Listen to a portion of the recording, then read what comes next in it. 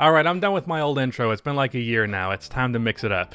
I upload daily on this channel, NBA stuff, subscribe, like, you get it. You're on YouTube, you understand how it works. But also, real quick, the video I released yesterday was a 25-ish minute documentary on a summary of the previous NBA season, and I worked really hard on it, and it's my favorite video that I have made in a long while. So if you have not checked that out, go watch it, or I'll kick you in the nuts, and probably your dad, and definitely your grandma. So go watch that video, or I will kick your grandmother in her nuts. But with that out of the way, today we are talking about Daryl Morey and if he can save the Philadelphia 76ers. Obviously, the Sixers just recently hired Morey to like a 5-year deal, so he is here for the long run, and after leaving the Houston Rockets, I'm sure Morey has learned quite a few lessons from the mistakes he made while he was there. Now, Morey, I think, gets a lot of flack, and I've even given him a little bit of undue flack for some of the moves that he made while he was in Houston, because the fact of the matter is, the guy brought winning basketball to Houston for many years. And while he made some wrong turns, it's no doubt that Daryl Morey is one of the better general managers in the league. And with the Sixers having been run pretty poorly the past couple of seasons, and really just pretty much forever, I think it would be good to see a good general manager, and I think it's going to be obviously positive to have a good general manager in Philadelphia. Now, Elton Brand still has some power, the extent of which I do not know. However, I have also heard that he is kind of like a puppet for actual people running the organization, so those people are also still in power. So the extent to which Morey actually gets to control the moves that the Sixers make is not entirely known, but just taking the assumption that they are treating him as they should and Morey is given pretty much unlimited reign, there are some moves that they could make, and I want to talk about what he could do and what he might do while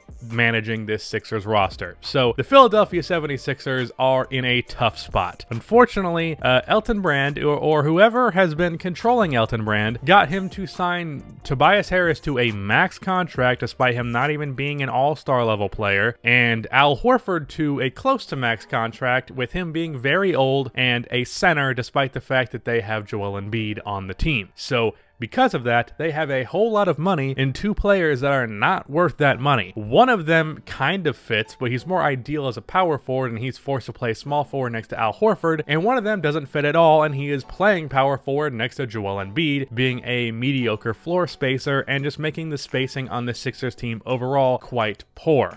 Now, what's interesting is you bring Daryl Morey into this situation, and what he brought to Houston was pretty much the polar opposite of everything that the Sixers are. The Sixers starting lineup is, everyone in it is 6'7" or taller, except I think Josh Richardson's 6'6", but yeah, 6'6" and taller. Tobias Harris is like 6'9", nice. Al Horford 6'10", Joel Embiid 7 foot, and Ben Simmons is like 6'10". So tall ass team, not good at shooting the ball. And the Rockets, on the other hand, everyone on that team was 6'7" or below, though I do believe Robert Covington is a little bit taller than his listed height, but that's neither here nor there. So he's going from probably the smallest team in the league to the biggest, and one of the best three-point shooting teams in the league to one of the worst. And this team is also not quite as talented as that Rockets team, in my opinion, and even if they were, the fit here is far worse than it was on that Rockets team, even though Russell Westbrook and James Harden is still kind of a nightmare with at least how they were managed then. But Daryl Morey is probably also, at least he was in Houston, one of the most impactful in terms of what the actual coaching decisions were. Like, it seemed very clear that Morey's philosophies with basketball stuck on the court more so than with any other general manager in the league. He's more of a numbers guy than he is just like pure eye test and all that stuff. So he's more likely to make an analytical move, and it's more likely for one of his decisions to impact how the game is played for them outside of just the personnel individually, if that makes any kind of sense. So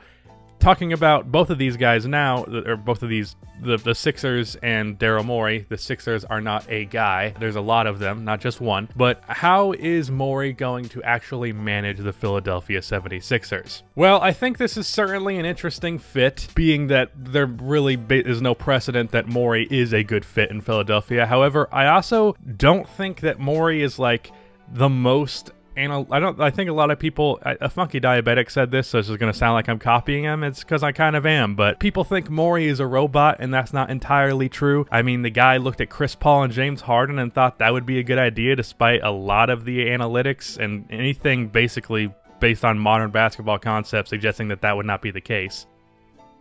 What was I saying? Daryl Morey doesn't have precedent of doing things like, oh yeah, okay. So he made the move of Chris Paul and Harden, which did not make much sense based on modern basketball concepts, two heavy ball handlers who don't really play off ball, but Morey made that move anyways, and it was clearly the right move. So I don't think he's like going to just make things purely off analytics or anything like that. I mean, Chris Paul was also like a heavy mid-range shooter, like a heavy mid-range shooter, and that's not very 2020 basketball, or back then 2017 basketball, and yet he still made that decision. So I don't think he's just like that. However, he's definitely a modern basketball guy, and the Sixers are not the most modern basketball team. Their foundation is a point guard who cannot shoot, although I don't really think Ben Simmons is a point guard, but that's how he's been playing thus far, and a center who cannot shoot and primarily posts up. So this is definitely an interesting circumstance. Now, I think the best move right now, at least keep playing it conservatively, would be just trying to surround this team with shooters. What I would try and do here is trade for both Chris Paul and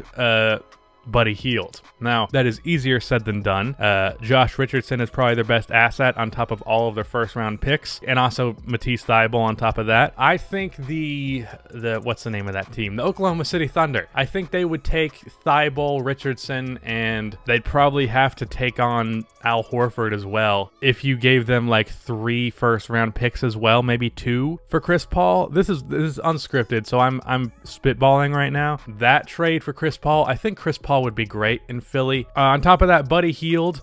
I don't know if you can get both of these guys with their contract situation, but Buddy Hield at the very minimum is someone that they can get. I think the Kings offered Al Horford a big contract, and then he ended up going to the Sixers, so I think they'd be okay making that move again. He'd be a good guy to put next to Marvin Bagley, because as a center, he's okay as a floor spacer. As a power forward, he absolutely is not. So that would be a move I could see happening, and then obviously Philly would send first-round picks or maybe Matisse Thybulle. But Buddy Hield, definite, like that can happen. Chris Paul, maybe. I don't think you can get both of those moves now that I'm thinking about it. Just money-wise, you can't make that work, and I don't think you can trade Tobias Harris, so forget I said that. But Buddy Hield is the clear move that I think everyone has already decided, like, that move's going to happen. I would be shocked if any other move besides for that happened. And then, assuming Al Horford moves in that move, then your starting lineup would be Ben Simmons, Buddy Hield, Josh Richardson, Tobias Harris, and Joel Embiid. That is already a lot better in terms of fit, because you have Ben Simmons and Joel Embiid, and then you have Josh Richardson, who's a pretty good three-point shooter. He's not amazing. And then Buddy Hield, who's one of the best three-point shooters in the NBA, and Tobias Harris, who's a pretty good stretch four. So floor spacing is automatically way better under those circumstances, just with that simple move. However, Morey is not one for small conservative moves. I think he's proven that over the last couple of years, that he is happy to make a big splash, and he's not really all too concerned about the long-term negative effects of doing so. Unfortunately, to a fault sometimes, but with that, I mean, maybe he'll learn that as a lesson and try not to be too splashy with his moves, but I don't think that's going to change, and I think within the next 2 years, and I already thought this was going to happen, but I think within the next 2 years, Ben Simmons and Joel Embiid are going to be playing on different teams. Now, the extent to which what move happens and all that and what they get and all that, not entirely sure. What I do think, however, is that the guy who's going to be moved, with Daryl Morey having his modern basketball concepts, is Joel Embiid.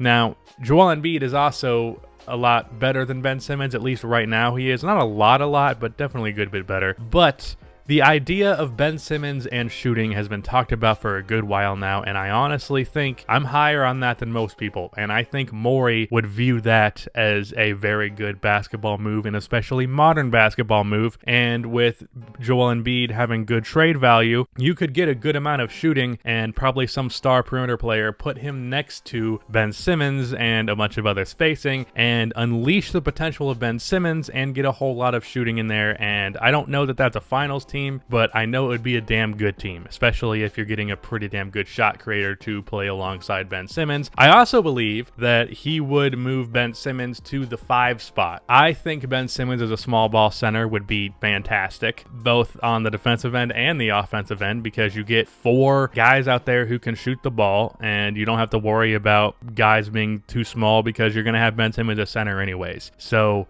the lineup would be like 2 shot creating guards in a trade for Joel Embiid, and then like Josh Richardson, Tobias Harris, and Ben Simmons. Unfortunately, I'm not seeing a route where you move Tobias Harris, because if I was all the other 29 GMs in the league would be stupid to trade for Tobias Harris unless they had an even worse contract to give to Philadelphia, and like, why would you do that? So yeah, if I'm playing it conservative in Morey's shoes, the move is clearly Buddy Hield, and then you just try and get as much shooting as possible. You probably send over a fat contract to Davis Bertans if you have the cap room, if you can make the cap room. Send a fat contract to Joe Harris. How much salary cap they have, I'm not entirely sure. I know it's not a lot. If you made some cap moves, that could potentially be something. Unfortunately, however, the Sixers, as I've made the point a million times now, are in a tough spot, and Daryl Morey is a good GM, but he's not really shown like a good, he's not shown like, what am I looking for? Like, he hasn't had his back up against the wall in salary cap type situations. Now, he was just getting there with the Houston Rockets, but then he kind of abandoned ship. So that doesn't leave a lot of positive to be viewed on his ability to do that. He's also done creative stuff with contracts, like what he did with Nene's contract last year that potentially could have been a trade chip. It just wasn't cashed in on. He does creative stuff with contracts.